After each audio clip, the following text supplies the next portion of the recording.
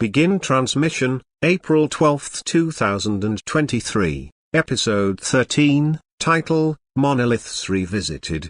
Introduction: Are we so caught up in the news cycle that we can't see the forest for the trees? Are we aware of what's happening in our world today? How much of the news is fake or an intentional distraction from what's really going on? How much of the news is hidden communications to the elite and those on the Antichrist's team? We think one of these stories long passed from headlines was the story of the monolith discovered in Utah on November 18, 2020. What is a monolith? Why do they exist? The word derives, via the Latin monolithus, from the ancient Greek word, mon a tilde cubed lithos, from, m a tilde cubed nose, meaning one or single, and, el athos, meaning stone. Monoliths occur naturally and are man-made as well. Ancient peoples constructed monoliths in pagan worship. Main content. Monoliths. Do you recall that news story from 2020 about the Utah monolith being found? What was that about anyways? Wikipedia says this about the monolith discovered in Utah, quote, "The Utah monolith is a metal pillar that stood in a red sandstone slot canyon in northern San Juan County, Utah, United States. The pillar is 3 meters tall and made of metal sheets riveted into a triangular prism. It was unlawfully placed on public land between July and October 2016. It stood unnoticed for over 4 years until its discovery and removal in late 2020. The identity of its makers is unknown, as are their objectives." Unquote. So some sheep trackers in a helicopter accidentally discovered this monolith and then it went viral. It supposedly went unnoticed for 4 years, quite a long time for no social media posts of outdoor enthusiasts and adventurers in Utah to have had plenty of time to discover it. The timing around it is coincidentally connected to the Trump time in office, 2016 to 2020. Biden apparently made the site unrestricted and then changed it back to restricted. It's interesting that although the monolith has apparently been taken down, Google Earth imagery dated 2023 still shows the monolith standing at these coordinates: 38 degrees 20'35.1 north, 109 degrees 39'58.3 west. Are these numbers important? Possibly. If it was taken down in 2020, why hasn't Google got fresh pictures of the area since then? Or is this intentionally left as communication as to what's going on in our world behind the scenes, acknowledging who's really in charge? Here is a clip of those who removed the monolith in Utah from Inside Edition. We now know who took the missing monolith. 4 shadowy figures can be seen about to carry away the 12-foot-long monolith in the remote desert in Utah. They posted this video online showing the column after they dismantled it, exposing the interior with the boast, "We removed the Utah monolith." They were on a mission. They came out there to do exactly what they did. Photographer Ross Bernard says he happened to be at the site when he witnessed the removal. Just hit the ground with one of the loudest thuds I've ever heard. One of the guys had said, "Well, this is why you don't leave trash in the desert," as they started taking it apart. Rivets left over from the takedown. So, who did it? This adventure tour guide Sylvan Christensen is now claiming responsibility. He says he and his buddies removed the column out of concern about the crowds flocking to the site and the potential damage those people were causing to the environment. People arrived by car, by bus, by van, helicopter, planes, trains, motorcycles, and e-bikes, and there isn't even a parking lot, he told Inside Edition in an email. Ross Bernards took the last known photo of the monolith before it was toppled. It looks like it must have been tough for them to do that. It wasn't. It was shockingly easy. But the biggest mystery is still unknown. Who put it up in the first place? Do you remember what happened after the monolith was discovered? Suddenly around the world these started popping up, and to date about 280 similar monoliths have been recorded. Are we to believe that people have so much time on their hands to construct similar-looking objects of size, material, shape and secretly plant them in scenic areas? Do you know that quote from JFK about secret societies? Here it is if not. For we are opposed around the world by a monolithic and ruthless conspiracy that relies primarily on covert means for expanding its sphere of influence, on infiltration instead of invasion, on subversion instead of elections, on intimidation instead of free choice, on guerrillas by night instead of armies by day. It is a system which has conscripted vast human and material resources into the building of a tightly knit, highly efficient machine that combines military, diplomatic, intelligence, economic, scientific, and political operations. We submit to you this was all planned. It's possible those who discovered it were in on it. But it's logical to believe that there was planning and forethought behind the sudden worldwide copycat monolith structures appearing. Who are the people behind these monoliths appearing? What are they communicating?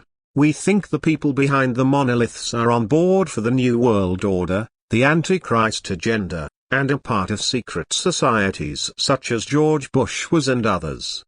Doomsday evangelist Paul Begley, end of the world preacher, claims mysterious monoliths are signs of Satanic New World Order. We think this is accurate, but the masses accept these news stories without question, then label such thoughts as Begley's as conspiracy theory. The people behind these monoliths are communicating the message of 2001: A Space Odyssey. They are communicating the evolution of mankind in their limited and short-sighted understanding. These misguided and ignorant people believe they are the ones in the quote-unquote know, but they are following Satan and do not understand the real creator of the universe. Nevertheless, the massive worldwide effort to reveal nearly 300 monoliths in similar fashion gives us understanding that there is massive support by influence, wealthy and powerful people of the coming Antichrist agenda. This, if nothing else, should be the takeaway from the monolith news story, but there is more. What was 2001: A Space Odyssey communicating about monoliths? It's a unique film that seems to be created to view while smoking marijuana or on LSD. There are some trippy scenes and drawn-out creepy soundtracks. This is the plot of 2001 in connection with monoliths. Quote, 2001 is a story of evolution. Sometime in the distant past, someone or something nudged evolution by placing a monolith on Earth, presumably elsewhere throughout the universe as well. Evolution then enabled humankind to reach the moon's surface, where yet another monolith is found, one that signals the monolith places that humankind has evolved that far.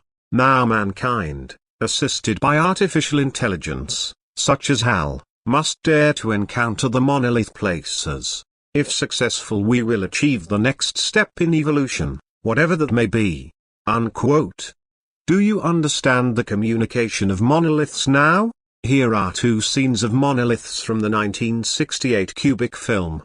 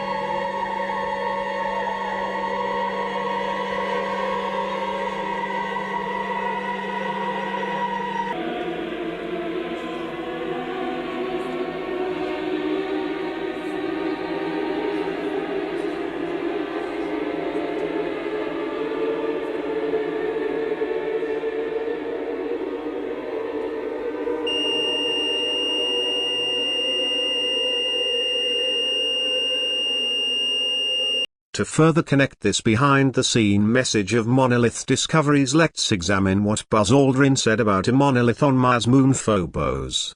Quote, Veteran astronaut Buzz Aldrin recently stoked space conspiracy theory further by announcing that a similar monolith had been detected on Mars's moon Phobos. When people find out about that, they are going to say, who put that there?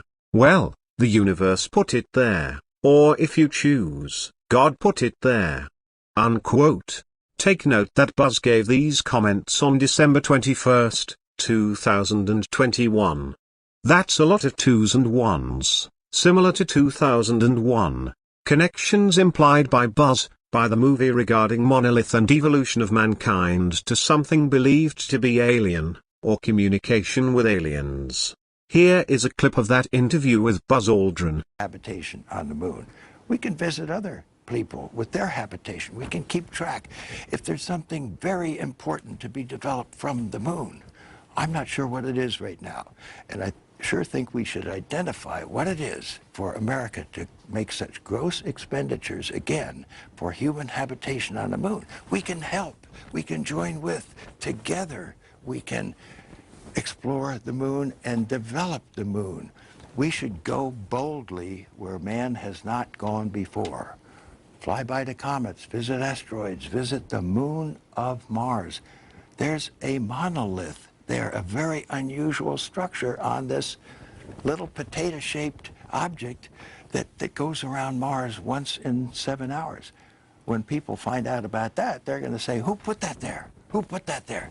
Well, the universe put it there. If you choose, God put it there. Maybe that people can't just straightforward give God the credit and the glory, for the heavens declare the glory of God. The firmament most assuredly showeth his handiwork. Yet it's always looking for E.T. and looking for signs of E.T. or some kind of thing like that. And it's just ridiculous, and it's a shame, because so much could be done in a beneficial way. From a biblical cosmological standpoint and not an evolutionary cosmological standpoint. Popular Science even wrote an article back in 2010 talking about how Lucifer instrument helps astronomers see through darkness to most distant observable galaxy. Funny, the byline on that was, those aren't horns. A lot of people, they avoid the Lucifer, and we've heard conspiracy type people that call it Lucifer, and they're trying to get away from that and downplay that. It's probably best. They did indeed call it that for a point in time. And the reason is, the title of the thing actually was Large Binocular Telescope Near Infrared Utility with Camera and Integral Field Unit for Extragalactic Research. That's how they got the name Lucifer. Here are one of those images from this Popular Science article. They have this image with the horns, but it says something really, really weird. It says, courtesy of Lucifer. Before Trump got out of office, that did much to establish man's effort to explore space. He initiated Space Force, partnered with his buddies Elon Musk and Jeff Bezos to pursue spaceflight, and signed many executive orders such as developing portable nuclear generators for future space mission colonies to use. How many caught all that in the news cycle back a few years ago? Is anyone paying attention? Singer Chris Cornell said in an interview before he died that space exploration was a distraction. This is an interesting thought. Why do you think he said that? A distraction from what exactly? We share this view that space is a distraction from understanding the real truth behind the scenes.